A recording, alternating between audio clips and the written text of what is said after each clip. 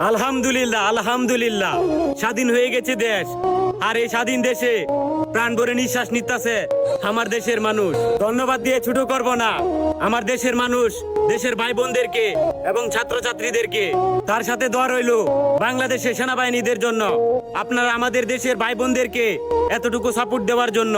আরো স্পেশাল ভাবে ছাত্রছাত্রী ভাইদের জন্য দোয়া রইল।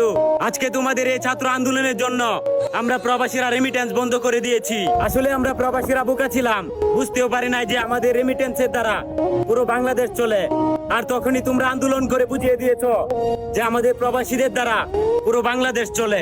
দেশে যা ক্ষতি হয়েছে তা আমরা রেমিটেন্স দিয়ে আবার দেশকে নতুন করে সাজাবো। আজ থেকে ব্যাংক খুলে দাও, আমরা আবার নতুন করে রেমিটেন্স পাঠাবো। আর এই রেমিটেন্স দিয়ে তোমরা নতুন করে দেশ সাজাবা ইনশাআল্লাহ।